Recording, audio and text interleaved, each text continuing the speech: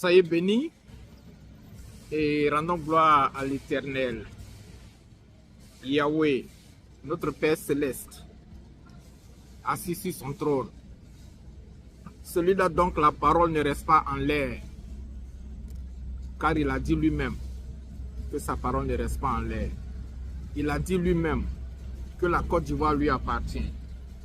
C'est pourquoi nous venons glorifier son nom. Et dans la continuité de notre combat, dans la continuité du sujet de l'élection de 2025,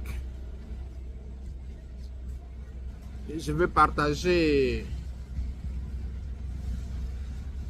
un adage de nos parents et de nos aïeux qui disait que quand tu tues un serpent, il faut couper sa tête. Si tu tues un serpent que tu n'as pas coupé sa tête, tu n'as pas tué le serpent. Ce qui veut dire que nous savons que la dictature du régime au pouvoir tire à sa fin. Mais ce serpent, nous n'avons pas encore coupé la tête.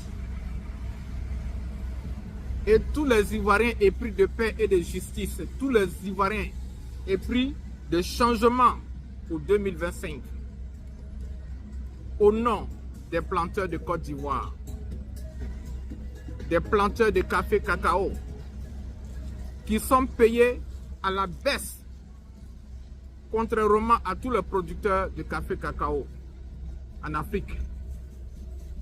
La Côte d'Ivoire, pourtant, premier pays producteur mondial de café cacao, nos parents, les planteurs, sont escroqués, ils sont abusés. C'est à leur nom que nous menons ce combat pour le changement en 2025. Nous menons ce combat aussi au nom des employés des entreprises privées et des entreprises publiques, surtout publiques, des employés qui sont depuis plusieurs décennies ne reçoivent pas l'argent des taxes. J'en ai brièvement parlé la dernière fois.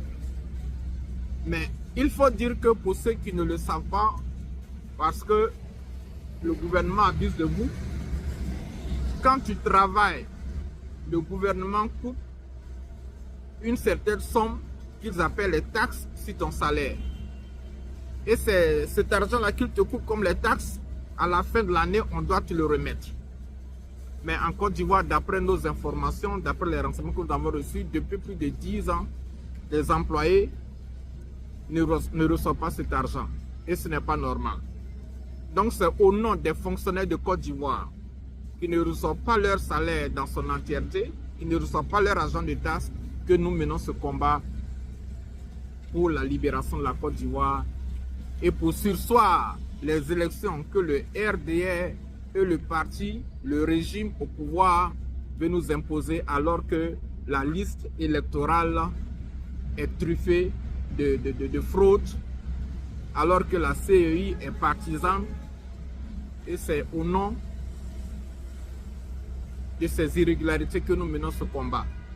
Nous menons ce combat aussi au nom des victimes, des gens qui ont perdu leur vie, les personnes qui ont perdu leur vie au cours des dernières 5 années, et elles sont nombreuses, innocemment, parce qu'on veut les rendre silencieux, parce qu'on veut rendre ces gens silencieux. Au nom de toutes ces victimes, nous disons non à cette élection qui est organisée par le régime du RDR. Nous nous battons donc pour que ces élections soient suspendues, pour que la CEI soit suspendue, pour qu'il y ait un comité de transition. Nous allons revoir la liste électorale. Nous allons mettre sur pied une nouvelle CEI et puis repartir sur de nouvelles bases pour une nouvelle élection. Nous nous battons aussi parce que le niveau de l'école en Côte d'Ivoire, le niveau étudiantin en Côte d'Ivoire, le niveau de l'école, les élèves, les étudiants sont classés parmi les derniers en Afrique et dans le monde. Les étudiants étudient dans des amphithéâtres où la pluie tombe, où il n'y a pas de chaises, où ils sont surpeuplés. C'est au nom de ces choses inacceptables que nous nous battons pour que cette élection puisse apporter le changement. Nous nous battons aussi pour les hôpitaux où il n'y a pas de médicaments.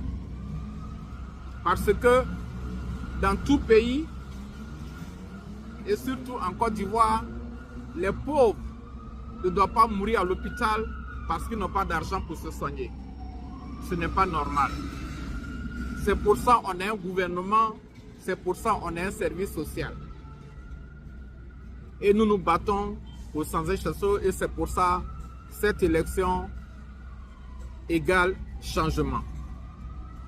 Nous nous battons aussi parce que l'élection que le régime actuel veut nous imposer, ce n'est pas une élection. Je vous l'ai dit, j'ai été candidat en 2020. Ce que j'ai vu, c'est ce qui est en train de se reproduire ici. Et cela n'arrange personne. Nous ne parlons même pas de la Constitution qui a été violée à plusieurs reprises. Nous assistons à un gouvernement qui convoque un conseil de ministres et se permet de changer le code électoral. Le gouvernement n'a pas le droit de changer le code électoral. Le code électoral, le seul corps qui a habilité pour changer le code électoral, c'est l'Assemblée nationale. Mais le gouvernement Ouattara se réunit en conseil des ministres et puis ils nous disent que le conseil des ministres s'est réuni tel jour à telle heure et on a apporté des modifications au code électoral. C'est du jamais vu. C'est inacceptable. Cela est inacceptable. L'argent du pays est détourné pour des choses inutiles. Le chef de l'État paye 50 000 $, 50 000 $ par mois pour payer un cabinet juridique à Washington DC, aux États-Unis, pour soigner son image de marque, alors que tout ce qu'il devrait faire, c'est de répondre aux aspirations du peuple. C'est très simple. Répondre aux aspirations du peuple. Tu n'as pas besoin de dépenser 50 000 $ à Washington. 50 000 $ par mois, ça fait 30 millions de francs CFA par mois payés des devises jetées par la fenêtre. Et cet argent, ces 30 millions payés par mois à une agence pour polir son image, il n'y a pas de date limitée. Donc imaginons que c'est jusqu'aux élections. Imaginons que c'est pour 3 mois. On multiplie ça par 3, ça fait 90 millions. Près d'1 milliard. Alors qu'il n'y a pas de médicaments dans les hôpitaux. Alors que les Ivoiriens ne trouvent pas 2 repas par jour. Alors que les amphithéâtres universitaires n'ont pas de chaises. Les plafonds sont percés. Les ministres détournent. On leur donne l'argent. Ils reçoivent l'argent pour faire des projets pour améliorer les écoles. Ils détournent. Et c'est cette situation que nous vivons. C'est cette situation que nous vivons depuis que le régime Ouattara est au pouvoir. Je ne parle même pas de la discrimination qu'ils ont imposée aux Ivoiriens. Parce que quand nous voyons la liste des gens qui sont admis d'abord au concours de la fonction publique, la dernière liste, laissez-moi vous dire, la dernière liste, ce ne sont que des noms musulmans. Mais ce n'est pas des futurs policiers, ce sont des mercenaires, c'est sa garde privée, non même pas sa garde privée, des milices, sa milice privée qu'il prépare. Donc, au vu de toutes ces choses, nous ne pouvons pas rester silencieux. Et ce combat interpelle la diaspora, ce combat interpelle tous les Ivoiriens, ce combat interpelle tous ceux qui peuvent quelque chose, qui peuvent joindre le combat afin que d'ici là, la Côte d'Ivoire soit libérée. La diaspora particulièrement a un grand travail à faire. Écrivez les pétitions, faites des marches, dénoncez les injustices sociales. Parce que c'est cette petite fenêtre-là seulement que nous avons, parce qu'une fois passé 2025, nous serons obligés d'attendre encore 5 ans pour chercher le changement. Même comme je l'ai dit d'entrée de jeu, le serpent est déjà mort, parce que je le sais. Toutes les portes sont leurs sont fermées. Le RDA, le régime au pouvoir sont paniqués. Le serpent est mort. Mais il reste à lui couper la tête. Une fois la tête est coupée, la prophétie que le prophète Eli Pada avait donnée, nous allons voir dans le soleil, un soleil rouge, le temps est arrivé.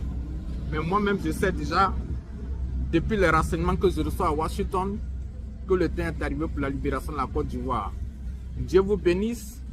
Continuons de bénir son nom afin que ce combat que lui-même il a commencé, qu'il achève pour le bonheur des Ivoiriens. À très bientôt. Goodbye.